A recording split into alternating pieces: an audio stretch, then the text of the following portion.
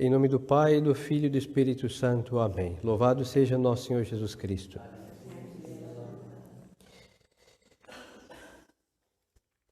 Hoje nós celebramos o dia de 7 santos, os fundadores da Ordem dos Servitas, da Ordem de Nossa Senhora das Dores. Mas o padre não vai comentar deles não. Poderíamos, talvez em outra ocasião. Vamos seguir aqui a explicação das coisas do rudimento da vida espiritual para que tenhamos a instrução dessas coisas que são muito importantes para ter uma vida católica, não uma vida católica normal, no sentido de que a maioria dos católicos levam, mas uma vida católica segundo a intenção de Deus e da Santa Igreja, cheia de fervor e união com Deus, ou seja, uma vida espiritual séria. Então, só seguindo a ordem das coisas, nós falamos ontem do escrúpulo, então hoje nós vamos falar do discernimento dos espíritos. E o padre tem um pouco de devoção a respeito disso daqui, principalmente porque hoje, por falta de conhecer o discernimento dos espíritos, é muito comum nós vermos os católicos, nossos irmãos, pedir sinais a Deus.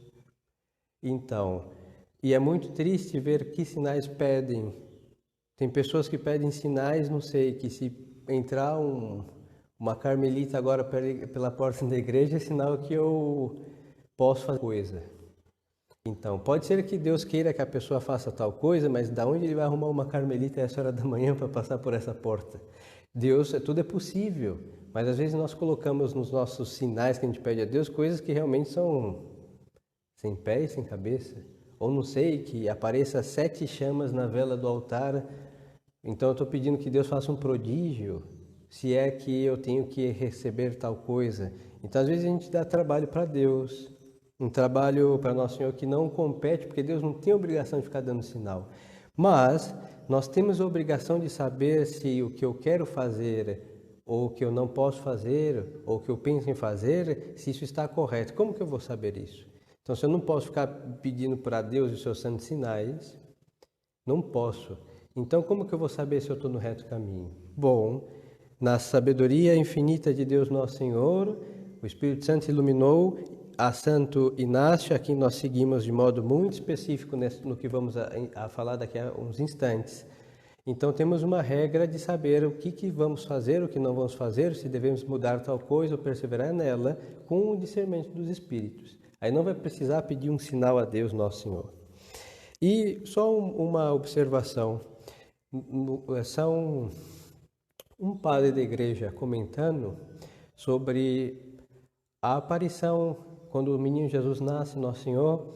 Então, no presépio, tem 2 classes de pessoas que Deus dá sinais distintos. Então, para os judeus, os pastores, foram os anjos do céu que apareceram cantando. Por quê? Porque eles tinham fé.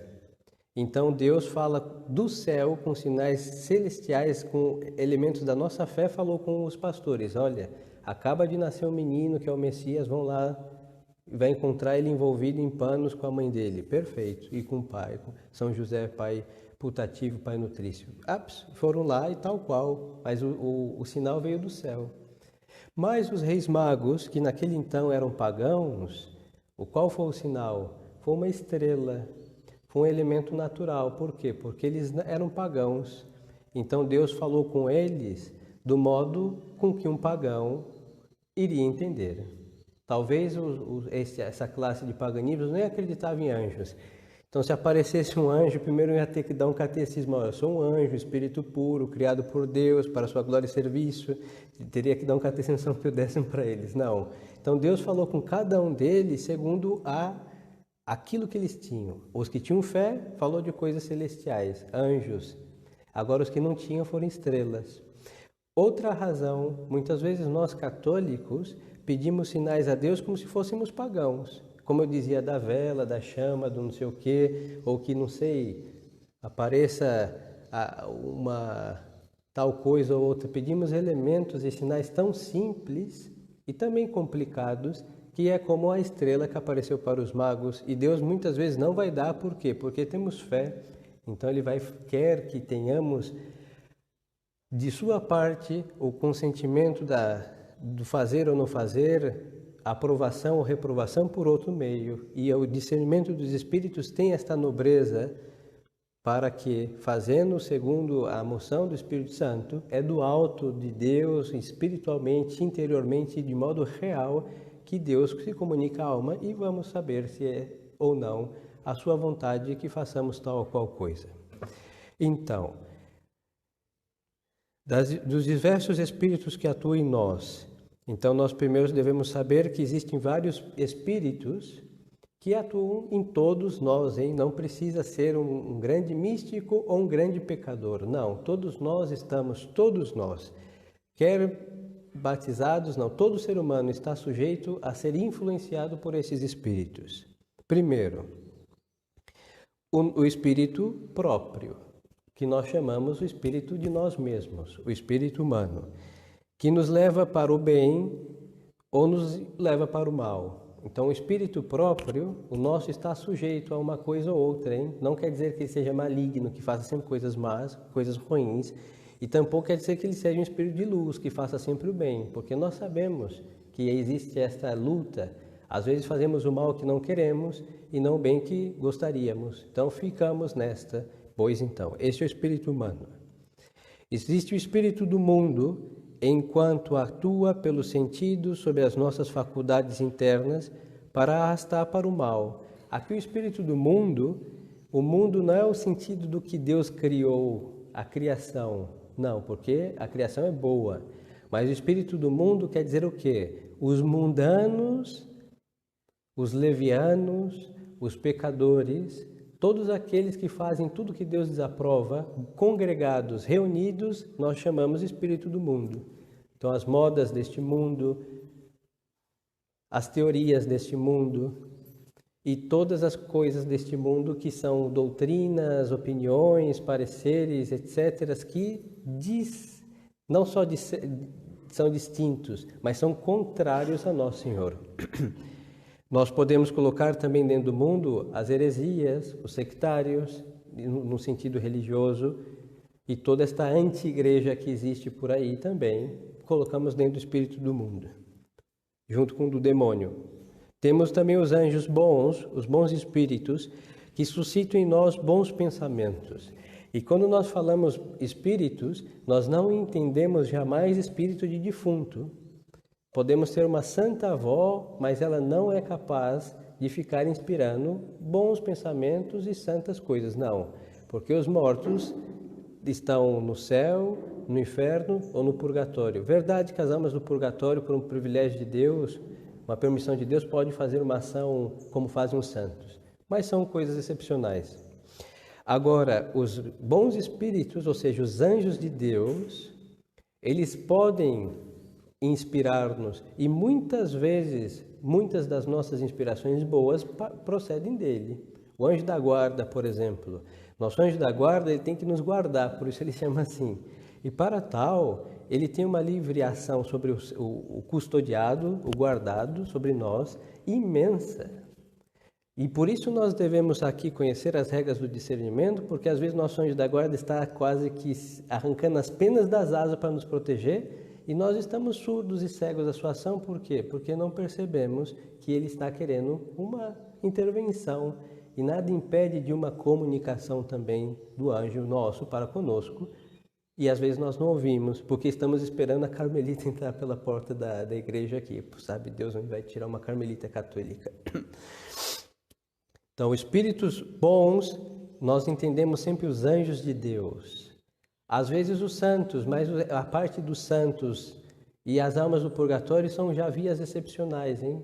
Por modo ordinário, na ordem da proteção divina para conosco, o nosso anjo da guarda vai estar sempre tentando nos avisar de alguma coisa. Depois os demônios, que ao contrário, atuam sobre os nossos sentidos externos ou internos para nos impelirem para o mal. E vamos ver que tampouco precisamos ser um grande santo para ser tentado pelo diabo. Não. Precisamos somente ter a mínima intenção de servir a Deus. E o diabo já está mais que satisfeito de tentar com o mínimo. E vamos ver também que a diferença, como saber quem é quem? Normalmente no nosso anjo da guarda não vai se apresentar com sou o seu anjo da guarda. Aí já seria uma via mística.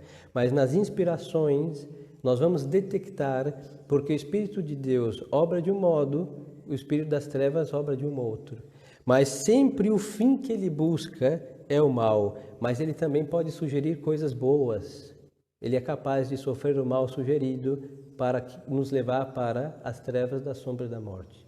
Agora, o Espírito de Deus, os anjos de Deus, jamais sugerem o mal, e o bem sugerido é um bem que começa e termina bem. Isso vamos ver mais adiante. E depois o Espírito de Deus, e vamos entender o Espírito de Deus, tá o Pai, o Filho e o Espírito Santo. Mas neste sentido aqui, quem obra nas almas é o Espírito Santo, a terceira pessoa da Santíssima Trindade.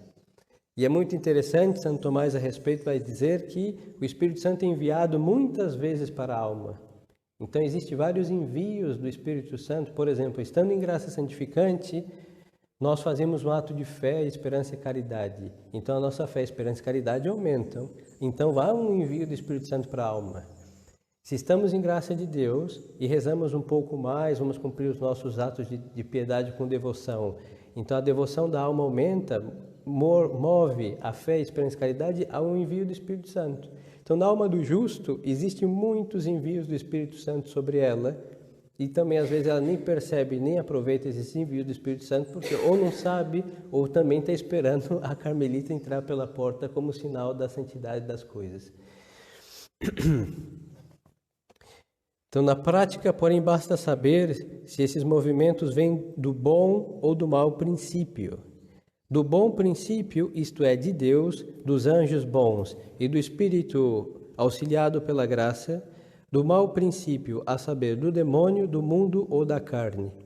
As regras que se permite distinguir um do outro chamam-se regras sobre o discernimento do Espírito. Já São Paulo havia lançado o fundamento dessas regras, ao distinguir no homem a carne e o espírito, e fora dele o Espírito de Deus que nos leva para o bem, e os anjos réprobos que nos solicitam ao mal. Desde então, os autores espirituais como Cassiano, São Bernardo de Claraval, São Tomás de Aquino, o autor da Imitação de Cristo também, Santo Inácio, traçam regras para discernir os movimentos contrários à natureza e os contrários à ordem da graça. Então aqui a regra de Santo Inácio. Essas regras são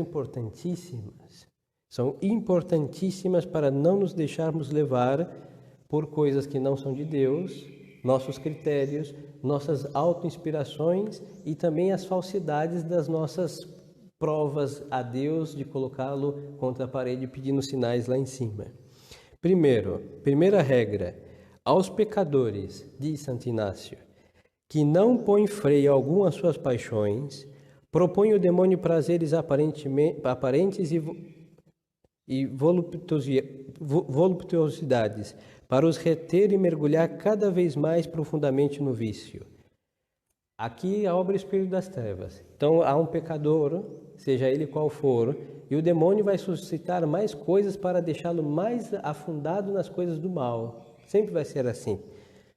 O espírito bom, a um pecador, o que ele vai fazer?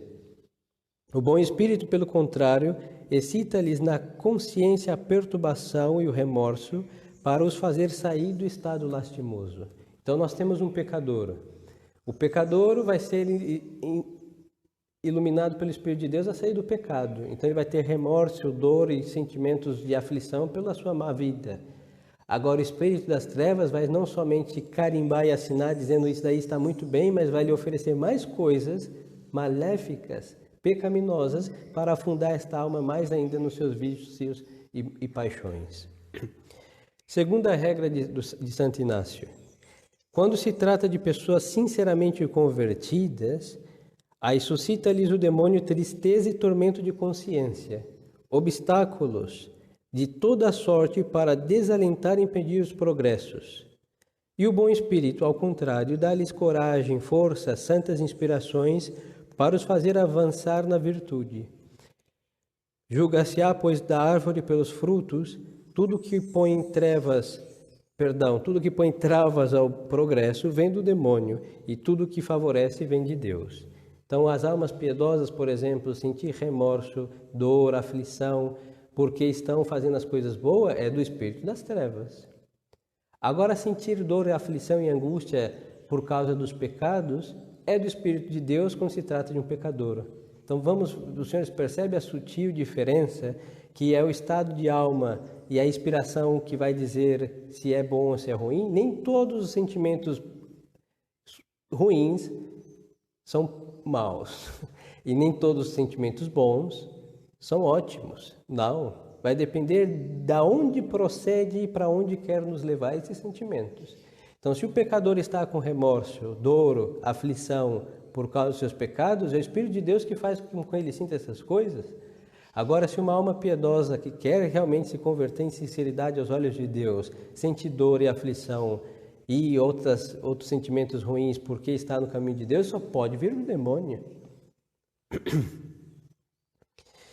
Então, diz Santo Inácio, e também dizia já Nosso Senhor, julgar-se-á, pois, da árvore pelos seus frutos. Então, tudo que põe travas ao progresso vem do demônio, e tudo que o favorece vem do Espírito de Deus. A terceira regra refere-se às consolações espirituais, que outra ocasião já comentamos sobre elas. Agora vamos ver o discernimento do Espírito sobre as consolações e saber de quem procede. Quando produzem movimentos internos de fervor, primeiro uma centelha, depois uma chama, por fim uma fornalha ardente de amor divino, quando fazem derramar lágrimas que são verdadeiramente a expressão da compunção interior ou do amor de nosso Senhor Jesus Cristo, e quanto aumentam a fé, a esperança e a caridade, o pacificam e tranquilizam a alma, procede do Espírito de Deus. Agora também o diabo, ele tem, ou espírito humano, ou espírito do mundo, as consolações do pecador. Ele sentir orgulho por ele ser tal, ele sentir-se o justiceiro por ser iracundo, e por ser vai como que implicitamente, ele ou o diabo, autocanonizando suas paixões. Então, em vez de ele ver que ele é um descontrolado, ele diz, não, eu sou justiceiro. Em vez de ele ver que a sua ira realmente é ofensiva à caridade e à ordem de Deus, ele diz, não, ela está para realmente colocar as coisas no lugar. Então se cria a espada da justiça. Por exemplo, e estas almas, obrando assim, vão sentir certa consolação. Mas essa consolação é falsa e não provém do Espírito de Deus, porque em Deus não há falsidade alguma. As regras seguintes dizem respeito às desconsolações espirituais. Aqui equivale à quarta e nona regra. As desconsolações são trevas no espírito ou inclinações da vontade às coisas baixas e terrenas que tornam a alma triste, tíbia e preguiçosa. Não se deve então mudar nada nas resoluções tomadas antes, como sugere o espírito maligno, senão perseverar firme nas decisões anteriores. Aqui o santo está dizendo que no momento da desolação espiritual, nós não podemos fazer nenhuma reforma de vida. Por quê? Se estamos em desolação espiritual, procedidas, como já vimos, de Deus ou seja de quem for, não se deve mudar nada, porque a alma desolada, ela tem que somente perseverar no bem iniciado. Se ela faz uma reforma, ela vai fazer o quê? Uma coisa movida pelo ímpeto do espírito, ou vai fazer o quê? Ela vai chutar o bom que ela faz de lado, deixar de lado e vai se entregar a algum desatino. Na aflição, no momento de terremoto, ninguém restaura uma casa e nem começa a construí-la, porque realmente é das insensatezes uma imensa insensatez. Então a alma no momento da turbação, ela não tem que construir nada, ela tem que fazer com que o que está tremendo não caia. E como fazer isso? Perseverar no bem iniciado. Não vai fazer reformas porque depois que passar essa tormenta, depois que passar esse terremoto, o reboco e as rachaduras serão visíveis e o reboco terá caído. Então ela vai ter que fazer uma reforma, mas depois que passar o que está tentando destruir o seu castelo interior. Tudo isso parece tão óbvio, parece tão evidente, mas só que nós temos a propriedade de não enxergar a evidência das coisas. E se nós observarmos isso, nós damos menos trabalho para o céu, hein? É uma coisa muito simples e nos faz também muito mais adestrados no combate contra o mal e no caminho do céu muito mais fiéis a Nosso Senhor. Então não se pode fazer nenhuma reforma. Depois, não se deve então mudar nada nas resoluções tomadas antes, como sugere o espírito maligno, senão perseverar firme nas decisões anteriores. Uma coisa que aconteceu, por exemplo, por falta desse espírito de discernimento, é o Vaticano II. O mundo estava num terremoto imenso, em que todos queriam destruir tudo que tem o nome de Deus. Então, este maremoto atinge a igreja. O barco de São Pedro sofre as forças das ondas do mar deste mundo. Então, o que acontece? Resolveram fazer um buraco lá no fundo do barco de São Pedro. Falamos, olha, talvez entrando um pouco mais de água no barco, as ondas serão menores, idiotice das mais profundas. E afundaram. É uma anti-igreja que corresponde a todas aquelas movidas do espírito das trevas, e aí diluir o nome de Deus, reformar o que não se pode tocar, quando se perseverasse no bem recebido há 2000 anos atrás, o mundo em que nós vivemos não seria péssimo como é hoje. Então essa reforma feita no lugar errado, no momento errado, ajudou, se aliou àquele que é destrutor do gênero humano. Então hoje as pessoas não têm refúgio. Refúgio no sentido de aonde vão se apoiar, se estão perturbadas, aonde vão conseguir apoio de Nosso Senhor, sendo que a igreja que se conhece não oferece mais Nosso Senhor Jesus Cristo. Oferece um assistente social, no melhor dos casos, oferece-se um espírito humano um pouco mitigado, mas vão procurar Deus na igreja e não vão encontrar. Pois então, a nossa alma é a mesma coisa em proporção universal, apliquemos a nossa alma. Não façamos reformas no momento da desolação ou de grandes tentações, porque senão nós vamos nos aliar implicitamente ao destrutor das nossas almas. Deve-se aproveitar-se delas a alma para se afervorar mais, dar mais tempo à oração, ao exame de consciência e fazer mais penitência. Então, quando a alma está desolada, aflita, perturbada, sofrendo um monte de ataques para o inimigo entrar e destruir as boas obras, ela não muda nada, mas ela intensifica a oração, faz mais penitência, e penitência de verdade, hein? Não é só desligar o ventilador. Bom, aqui é quase um silício. Mas fazer penitência de verdade, eu faço um jejuns, faço uma peregrinação, caminho uns quilômetros a mais descalço, sei lá o que pode se fazer com sensatez, com prudência, com equilíbrio, mas algo deve ser feito. Reze-se mais de joelho, se rezava um rosário, ponha um terço a mais ou 2, ou leia um livro a mais, leia de joelho também para afligir o corpo, mas deve-se fazer penitência. Por quê?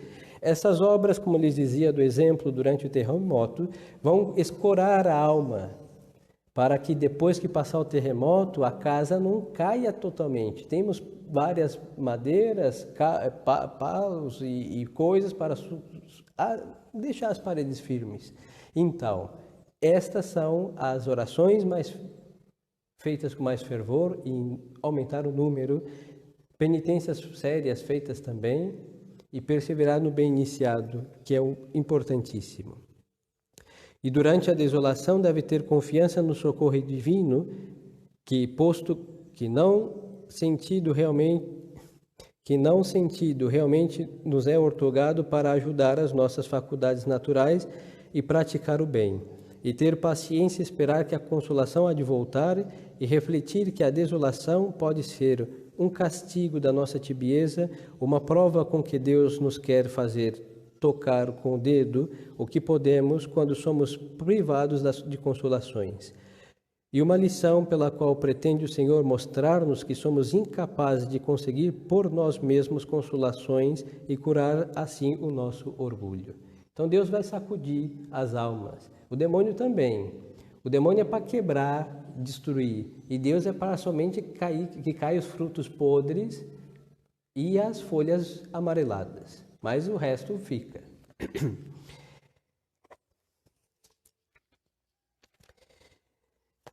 E a regra 11ª, o Santo Inácio volta a falar das consolações para nos advertir que é mister fazermos, então, provisões de coragem para nos havermos bem no tempo da desolação. e para nos avisar de que devemos humilhar ao ver o pouco que podemos quando nos encontramos privados do consolo sensível e que, pelo contrário, podemos muito no tempo da desolação e nos apoiamos em Deus. Então, as almas que querem Deus, realmente querem Deus de um modo sério, nosso Senhor, Ele sabe o que Ele faz, em definitiva.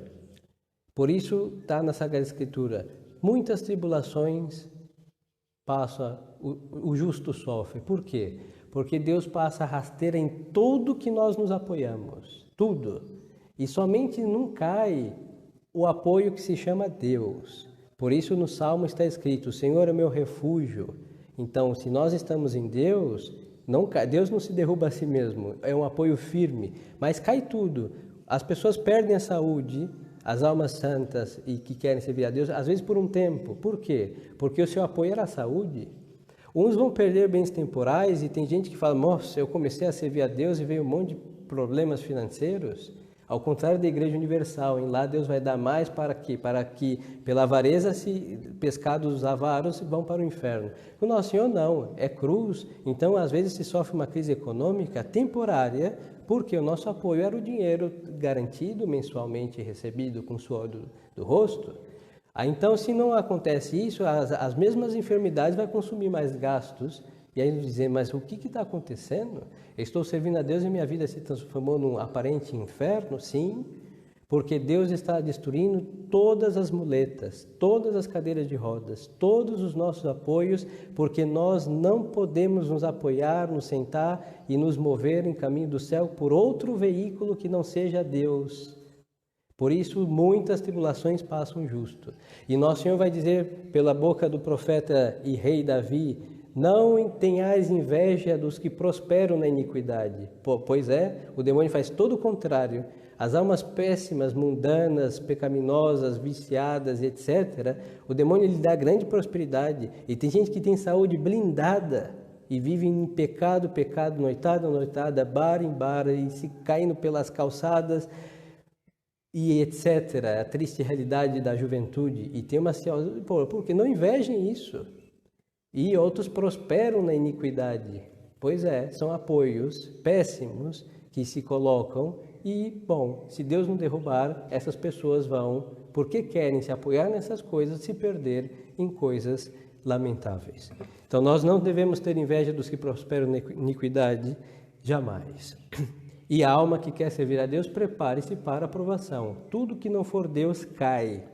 Não estou dizendo que a gente vai ficar eternamente doente, não, mas temporariamente sim. Estou dizendo que a gente vai viver na penúria, na miséria, mas um tempo vai bater na sua porta um aperto econômico, para que tenhamos presente que nós não devemos nos apoiar nas coisas que podem cair e quebrar, mas somente em Cristo nosso Senhor e na sua santa e gloriosa e bendita e adorável cruz. Por isso ele diz, quem quer me seguir, tome sua cruz cada dia e siga-me. Essa não cai. Não, e se cair a gente deita em cima dela, é uma maca, hein? Ótima para ser carregado no caminho da salvação. Mas não outra coisa, nada e ninguém, por bom e nobre que seja. E as três últimas regras, que seriam a 12ª, a 14ª, o santo expõe para os descobrirem os ardis com que o demônio nos procura seduzir. Procede como uma mulher de mau gênio. É o exemplo do santo, hein? Não é do padre, assim que não se ofenda. Diz o santo, procede-se como uma mulher de mau gênio furiosa, que quando se sente, por ser fraca, que é fraca quando se lhe resiste, mas furiosa e cruel quando se lhe mostra medo. É, pois, necessário resistir vigorosamente ao demônio. Portanto, como um sedutor que pede segredo à pessoa que solicita o mal, por conseguinte, o melhor meio de o vencer é descobrir tudo ao diretor espiritual ou ao confessor. Imita um capitão que, para render uma praça e a assalta pelo sítio mais fraco, importa, pois, vigiar este ponto fraco no exame de consciência. Então, o santo está dizendo o quê? É um resumo de duas regras. O demônio aparece como uma pessoa fraca, vamos deixar assim. Se você lhe resiste, ela cede, mas se ela com fúria e ódio não é resistida, vai lhe opor resistência. Então, com o demônio, com o mal, se deve resistir virilmente, como um homem de Deus, uma mulher de Deus. Não se deve dialogar com o mal e nem ter medo dos dentes furiosos que ele quer mostrar para nos pôr medo. Não. Depois, o diabo, se não for desse modo, ele vai vir como um sedutor e vai começar a isso se chama tentação, é a sugerir o mal. E vai falar, olha, como é uma coisa, fique quieto, hein? Faça tal coisa, não reze tanto, para que tantas orações? Peça umas férias de Deus, você merece, já fez demais, penitência. E fica quieto, fala, é verdade, não precisa fazer tanta coisa para se salvar. E a gente vai, quietinho, 1 hora menos canônica, 1/3 a menos do rosário rezado, falando, não, 50 Ave Maria bem rezado está mais que bem, Nossa Senhora não exige tanto, aí tchau rosário. Ou uma novena, sei lá qual, para que tantas rezas, se rezou uma coisa, já menos. Então ficamos no segredo e o demônio vai deixando a alma anêmica, fraca, por quê? Porque foi tirando o que a alimentava e ninguém sabe, hein? Não sabe o superior quando se trata de uma ordem religiosa, o confessor pensa que está tudo bem porque se não conhece, se não tem o dom de ler os corações, só sabemos o que foi dito, parece que está bem e de repente a alma cai em coisas lamentáveis. Por quê? Porque ela guardou o segredo que ela, sem saber, estava com um mal que foi enfraquecendo a sua alma com coisas muito pequenas.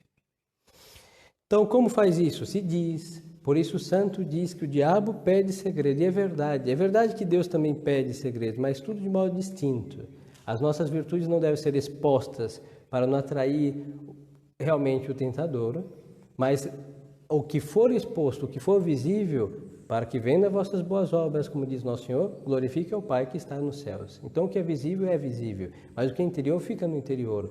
Mas nós devemos render conta ao médico da alma, que é o confessor, é o sacerdote que confessará naquele momento, e quem tem a oportunidade, o diretor espiritual, que vai dirigindo aquela alma com o discernimento do Espírito para saber se aquilo procede de Deus ou não.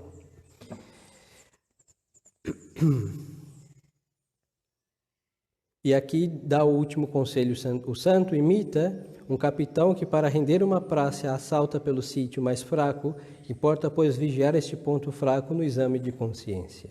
Então nós vemos que o santo dá como regra, como práticas importantíssimas, a oração, não diminuí-la, depois a vigilância, que é o exame de consciência, e por quê? Porque pelo exame de consciência diário, nós vamos chamar a juízo todas as nossas mazelas. E vamos ver a procedência delas. Então, a porta da minha alma está fechada, mas tem uma janela escancarada, hein? E não tem grades. O que eu vou fazer? Fechá-la. Porque senão entra o ladrão não entra só pela porta, ele entra por qualquer buraco que ele conseguir fazer ou passar para entrar e roubar. Então, o exame de consciência é importantíssimo e depois o santo vai sempre dizer essas coisas ao confessor. Então, a confissão é verdade que é para dizer pecados, mas também, no momento oportuno, se possível, conversar com o sacerdote dessas coisas, das tentações, que em si mesmo não são pecados, hein? Mas só que às vezes tem almas que só de dizer que está sendo tentadas, a tentação se dissipa. Por quê? Porque estava no segredo com o diabo. E no segredo ele vai tentar muito mais, agora descobriram que ele estava ali, como um covarde ele foge. E às vezes só por dizer se dissipa. Então não temos a necessidade nenhuma, como eles diziam ao princípio, de pedir sinais a Deus. Nós não temos. Quando Deus quer dar sinais, Ele realmente dá. Agora, quando Ele não dá, nós temos por estas regras a capacidade de infalivelmente saber se nós estamos bem ou se estamos mal. E se a noção da graça é da graça ou é uma aparente graça para a desgraça. Sabemos, porque o demônio, vai dizer Santo Inácio em outra ocasião, sempre mostra o rabo dele, sempre. Deus nunca vai permitir que esse espírito maligno engane absolutamente as almas. Então ele pode vir como anjo de luz, mas por detrás ele tem um rabo comprido e vemos que não é Deus. Então ter cuidado isso com o quê? Com as nossas mudanças, com as nossas devoções, com a prática das nossas devoções irregulares e também com a nossa vida, porque o demônio não só ataca a parte espiritual da parte de oração, mas ele quer impedir o progresso das virtudes. Então, analisar-nos, ver os nossos vícios dominantes e colocar realmente um remédio que é a virtude contrária e assim fortes mesmo, junto com a oração, com a prática da piedade, vencer o mal. Então, vencer o mal é o grande combate que nós devemos ter diariamente, guiados por nosso Senhor e Sua Mãe Santíssima. Louvado seja nosso Senhor Jesus Cristo. Em nome do Pai, do Filho e do Espírito Santo. Amém.